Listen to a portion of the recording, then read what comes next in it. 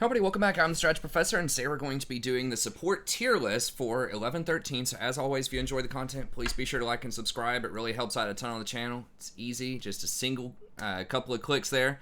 So be sure to help out with that. And then we stream every night on YouTube starting around 11:30 or 12 p.m. Eastern Standard Time. Usually go till about 3 a.m. Eastern Standard Time. Very friendly, chill community. Come by and check that out. And we have lots of other content as well, such as fresh patch notes, tier list, coaching sessions, topical guides like best one trick, how to macro better, how to micro better, and dozens of other guides on the channel, if not hundreds at this point. So be sure to check all that out if you enjoy.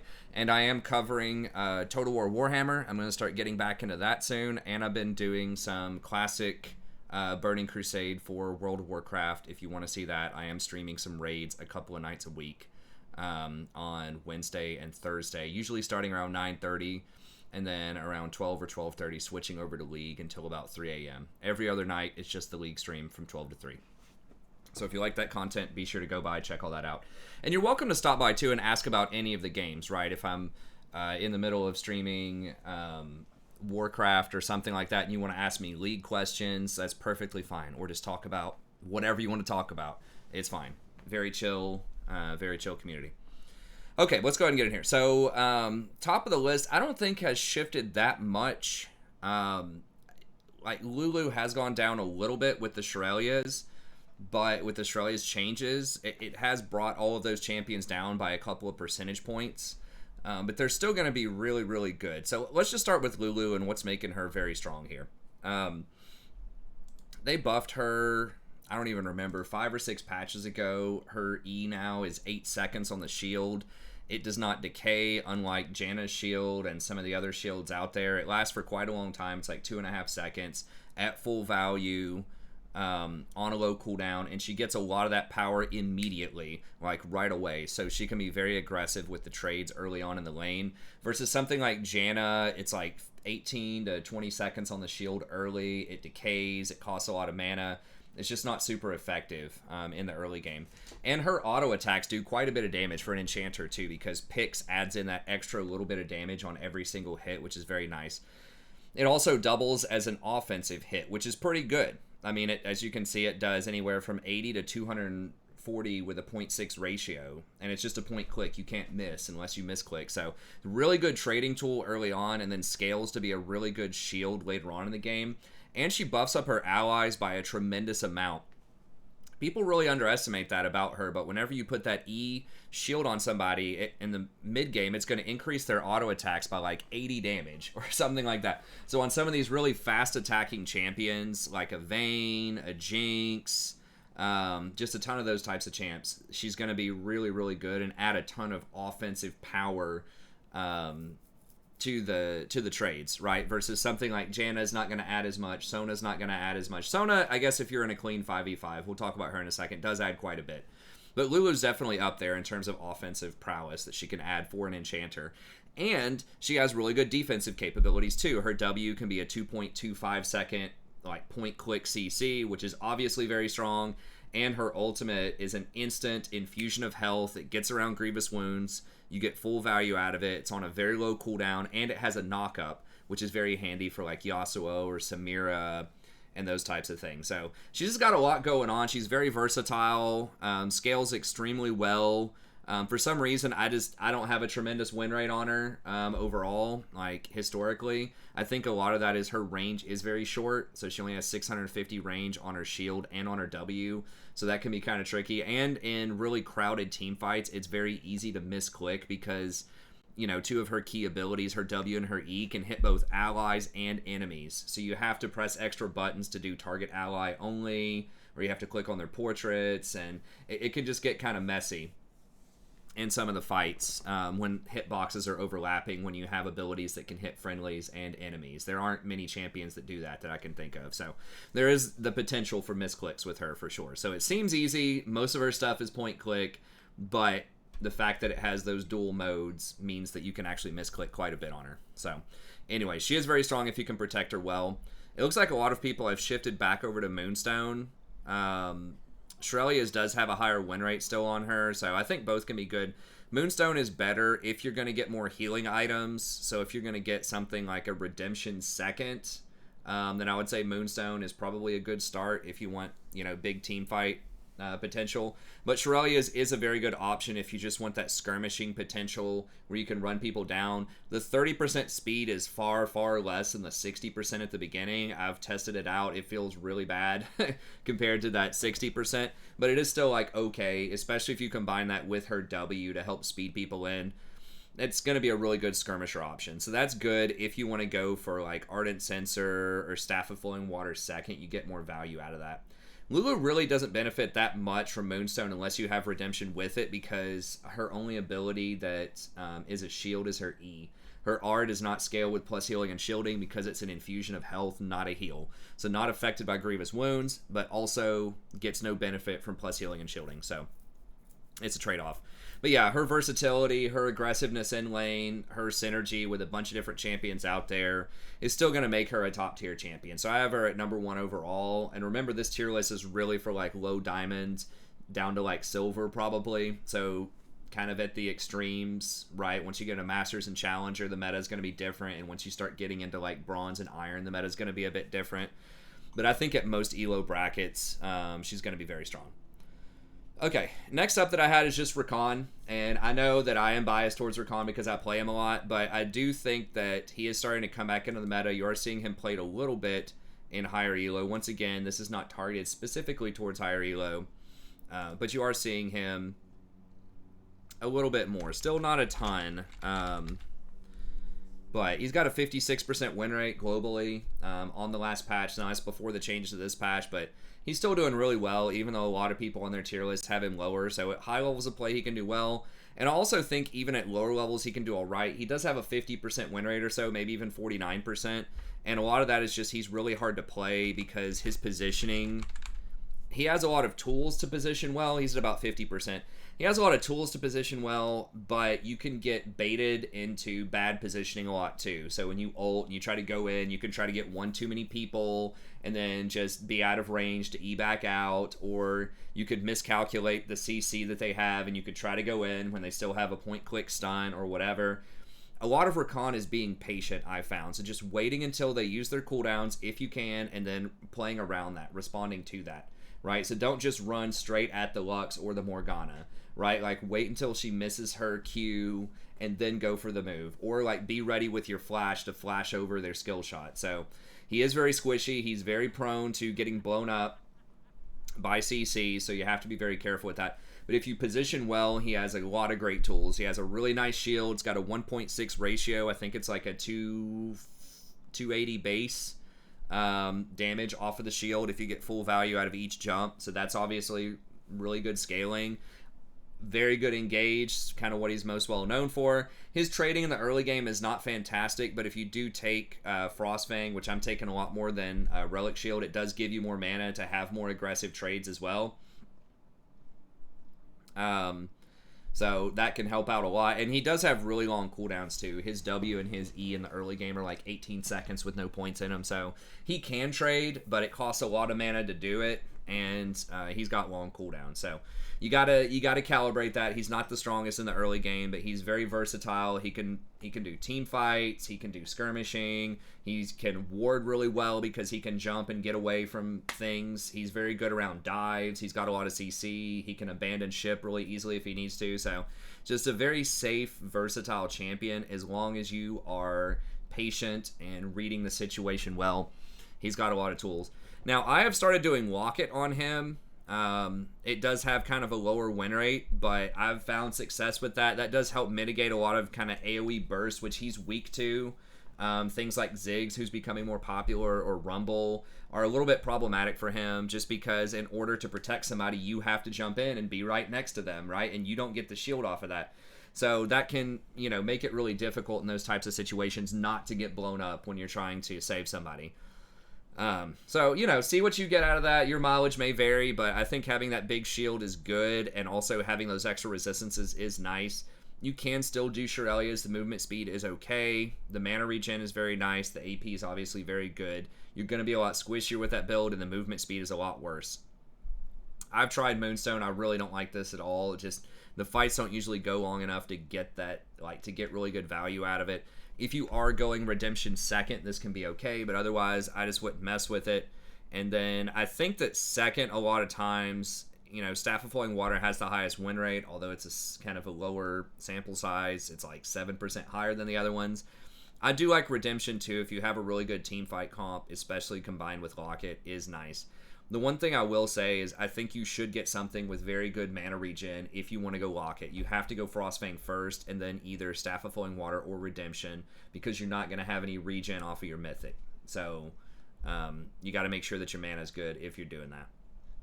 But yeah, otherwise I think he's a really strong pick. So, you know, some people may not have him up in the very top tier, but I think if you're good on him, he can definitely be up there. Thrush is another one that I think is super strong right now. Now, Sherelia's was kind of the top item on him for a while, and his win rate has fallen a couple of percentage points as well. People are probably still getting that, but I think that I would probably just go back to Locket. I really like the Locket Redemption style with Guardian instead of Aftershock, and that way you don't have to fully commit to going in when you land those hooks. You can just kind of use it and let your team get some poke down. You can go in if you want to.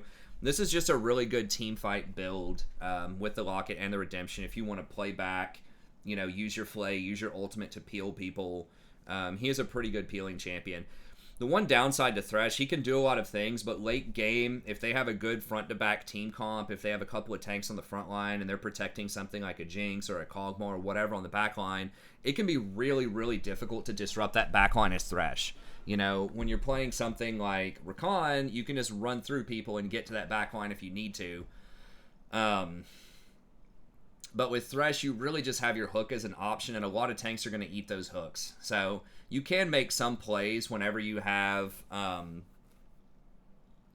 whenever you're like hiding in a bush and people walk by the bush, you can make some surprise plays like that. But I think that overall his access to the back line can be somewhat tricky. So if you have a really strong like front to back yourself and you can protect your back line with Thresh's R, with his Flay, using hooks, you know, you can make it happen. So he can definitely make some plays, but if they have big tanks, it's just harder to do that. So he's pretty good. He just doesn't have as much scaling as some of the other champs. They have nerfed the shield on his W over time, so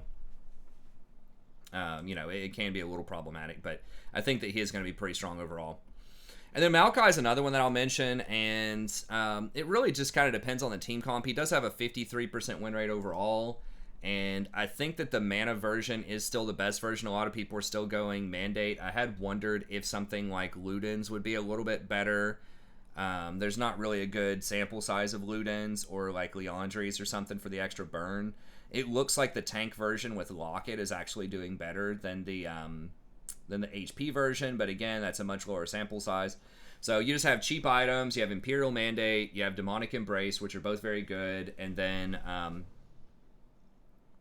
you have really good vision with your seeds, really good point-click CC with your W. Your ultimate has a ton of CC with it. So he's like an AP mage that does pretty good damage with the seeds, but also has a lot of CC, really good vision control, and a cheap item. He can use Mandate extremely well versus like a Zyra or a Brand. Can't really use Mandate that well. They have to go for the more expensive items, which puts them behind the curve on itemization a lot of times, unless they get a lot of kills early or force a lot of lane pressure to put the enemy pretty far behind. So overall, I think he's pretty strong, but I know he may not necessarily be everyone's favorite. Sona is someone who's been rising up quite a bit. The Moonstone buff is obviously going to be really huge for her, and last time I looked, her win rate was like 53 or 54%. It may have calmed down a little bit, but no, it's still up there. It's at 54%. So if you can keep her safe, she's probably the best Moonstone user out there because she has such a low cooldown and just tons and tons of benefits. She's always giving people that extra little bit of boost. And so if you can protect her, she is the supreme team fighter with the shield she puts out, the offense she puts out with her Q. She has her ultimate for a really good AoE team fight. So the name of the game is just low cooldowns with really high scaling with the AP and with the Moonstone. So Sherelia's and Moonstone are both pretty good. I think in a clean team fight, Moonstone's going to be better. And then Staff of Flowing Water is going to be really good with her too. So if they don't have assassins, if you have tanks, if they have tanks, if it's just going to be slower 5-on-5s, she's very, very strong. And she has pretty good trading in lane if you have other poke champs, you know, like a Caitlyn, a Jhin, Ezreal. You know, if you just want to poke them out early and just put them under tower, if they don't have a lot of hard engage, she's very, very good. So if they don't have Leona or Nautilus or something like that, I think she's kind of the queen of the enchanters right now. Yumi is another one that's really underestimated by a lot of people, but she's so good right now in the meta. As long as you have options for people you can attach to later. So she's great with things like Evelynn and Twitch, who can go invisible, and you can hop a ride with them and go invisible too.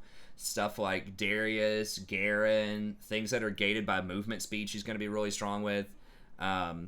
Because she has the heal, she has the movement speed, she gives out the extra AP, the extra AD.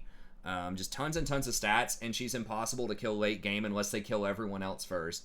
So it can be really rough if your team falls far behind and there's just no good option to attach to. She doesn't have the opportunity usually to make that really big, oh my god, you know, play, right? Like a really good Thresh hook or a really good, you know, Recon engage. And she doesn't have a roam option if your lane's failing hard, right? So you're just trying to hope you can outscale later. So unlike an Alistar or a Leona or something, if your lane's failing, you can just go sit on mid. You can't really do that with Yumi. You're just going to have to trust that someone else is getting ahead if your lane's getting far behind, and then you can amplify what they're doing.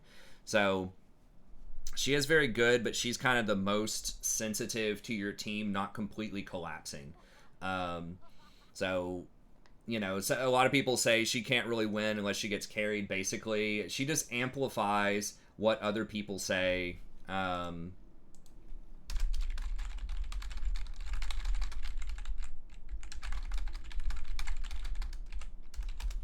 You can't really, she can amplify what other people are doing, but it's hard to make those plays yourself. So I think that she does add a lot of power, and there is some there are some opportunities for agency with her. I think there's definitely a difference between skilled Yumi play and unskilled Yumi play. Like figuring out when you should hop off to auto attack to get that extra mana, to get that big shield. Some people say never do it, but I think that you definitely should. As you can see, the delta on her is a 7.6, which is pretty big. It's not the biggest on this list, but it's certainly one of the biggest on this list. If you look at delta, she's pretty high up there for a fairly common pick. And what that means is the difference between a good Yumi player, like just an average one, and one of like the specialists on her. So specialists are going to have like a 57% win rate, but average players are going to have a 50. And that just doesn't happen unless there's some skill expression in the champion. And so I know she's like a meme champion. People say she's no skill, but there really is quite a big difference. Like not as much as something like Thresh, or probably Recon, but still. She can be pretty good in the right hands. The last few here, and I would really like to try to keep this like under 20 minutes, 25 minutes. I know that's always a meme, but we've got Nautilus and Leona. Not a ton has changed here. I think the that new item, Anathema, like I've heard people saying that it's really good on Leona because you can chain CC together for like, I don't know, like almost 4 or 5 seconds. So I'm kind of want to see what the win rate is on that item, if people were getting it, because that might just be like a meme. Yeah, like, so it's good, but first item Locket is definitely going to be better by like 2 percentage points. And even if you're looking at second item, it looks like Knight's Vow and Ziggs are both going to be better. Ziggs is 2% higher. So Anathema, like, situationally can be good. If you're not familiar, this is the one that lowers the CC reduction, the tenacity. I don't know if it can take it into the negatives or not, but makes people more vulnerable to your CC. So it's a cute item, but like statistically, it's just not as good as other options, but it might be good situationally. So I think her position is about the same as it was. You know, she has really good engage in the early game. She can bully people, especially if you have like a Tristana, Draven, Jhin. A lot of these early game bullies, she combines very well with that, but she can get outscaled and peeled later if your team falls behind. But you do also have a really good roam option if your lane is losing and you just get mobility boots and like go sit on middle. So she's kind of the quintessential like Smurf champion. If you're really trying to go hard and really trying to take over games, she can be very strong. But there are several counters out there to her, potentially, as the game goes on. The biggest knock on her is there's no reverse gear. Once you go in, you're dead. You're going all the way in. You have no other option. And if your team doesn't follow up, or just you get counter ganked, or the situation just goes south, you're going to die. Right? Versus something like Thresh, you can land the hook and still be impactful even if you don't go all the way in. And you have much better peeling tools, you've got your lantern, all that stuff. So I think Thresh is just a much more well-rounded champion, that if you just want pure offense and the ability to access that back line, like we talked about, Thresh can't do that as easily, but Leona can go right through tanks with her E, with her R, so she can get on that back line and be a disruptor. Nautilus, still pretty good too. He's a bit on the squishy side, has a bit of a lower win rate. His defense is not as strong early, but he has a huge hitbox on his Q, and it's just really easy to hit. And then your R is a guaranteed knock-up, which gets around tenacity, can knock up multiple people in a team fight. He has good wave clear with his E. So he does have a lot of perks with him that can be very strong, but he's just a little squishier early on, and kind of like Leona, he can get baited into bad situations, and you're gonna die if it's a bad situation. Now he can kind of get away a little bit more if he sees a gank coming or something. He can use his Q to, like, you know, latch on a terrain or towers and get out of situations a little bit better if you're not fully committed to the fight. Versus if Leona gets flanked and it's a bad situation, you're gonna die. So that's kind of the difference, is that Leona just has more pure offense, but Nautilus just has a bit more reliability with his hook, with his ultimate, and then a marginally better escape in bad situations. Zyra is another one who's been coming up quite a bit. Obviously, the buff to mage items is very good on her. Having the extra 200 mana is a really, really big deal on a support budget. She pairs very well with aggressive poke lanes, you know, early on, like an Ezreal or, you know, Varus. A lot of champs she can do very well with, so it's pretty much guaranteed you're going to win lane if you know what you're doing as Zyra. It's just the main drawback of her is if you don't win enough, if you don't get the kills, you don't get enough gold, you can fall behind on items. You know, while other champions are spending 2,300, 2,500 to get their mythics, she has to spend 3,200, and her next item's like 3,000. So she's having to spend like, you know, 700 more gold per item than other supports, and those items are very good when she completes them, but it just leaves her in this like power spike vacuum where she's just kind of feels like she's always behind if she doesn't get ahead, and she's very vulnerable to assassins and flanks later on. She does have the plants to help you out with your vision later on, so help you protect pink wards and walk your wards forward into a more advantageous position. So she's one of the queens of vision control, along with Maokai, who I think is the king of vision control for supports. She's very good, and she does do a lot of damage. So if your team, you know, really needs to dominate bot lane, or just really needs a heavy-hitting AP champion because you've got all AD or whatever, she's a very good option right now. She does have a high win rate. You just have to be careful if they have assassins or if they have a lot of mobility, but otherwise she's very strong. And that's pretty much going to be it for the notables on this video. We'll go ahead and see if we can close it out here around 22 to 25 minutes. Bart is still pretty good. I don't think a ton has changed there. I think Frozen Heart, the buff to that, helps him out a little bit. If you want to go for kind of a tankier Bard, he can still make plays. He can still roam very well, but he's very high skill cap and is still a little bit unreliable in some situations, but he can be very, very good. So Bard could be as high as S tier if you're really good on him, especially in kind of that gold to high platinum range, but he can still have problems. Janna's good if you have a hyper carry that you really need to protect if Lulu's banned, which she often is, and you want a bit more peel than Sona. I think Janna can be a good option there. Soraka's very good if, you know, Sona's banned. I would probably play Sona most of the time instead. Soraka does add some global pressure as well with her ultimate. You can make sure everybody's getting healed. So kind of like Sona, if they leave you alone, if you go untouched in a team fight and the fight's longer than 5 seconds, you get off like 3 heals. It's probably lights out. You win. It's just too much healing, even if they have grievous wounds. So Moonstone benefits her tremendously. You just got to be careful if they have assassins or a bunch of dive champions. That can be a big problem. She does also have that Warmogs option as like a 3rd or a 4th item. If you are worried about assassination in the mid to late game, it does hurt your healing output, but it does protect you a little bit more than some other champions. I think it's kind of a meme item on her, but you can try it out if you need some more protection. Then the last few notable ones I'll mention. Brand's okay. I think Zyra's better in most situations. Nami's okay. Hasn't really benefited from a lot of the changes, but if you land your bubbles early, that can be pretty huge. Karma, I think, is really overrated. People are talking about her in pro. I like Karma. I'm not trying to be a hater. I have nothing personal against her. I just think that there are a few select comps where she can be good. But her win rate in pro right now is 31%. So that's where people are talking about her the most. Oh, Karma Ezreal is really OP. It's like, well, it's really not. It's 31% in pro, and then in solo queue as well, it's like 48%. And I know that I have some low win rate champions on there, right? Like Yumi and Recon and things like that. But I just feel like Karma is a very early game dominant champion. And if you don't get ahead early, you're just going to get outscaled by Lulu and some of those other champs. And she just does not have a lot of appeal. So I think that can be, problematic. So if you're really good on her, it can work.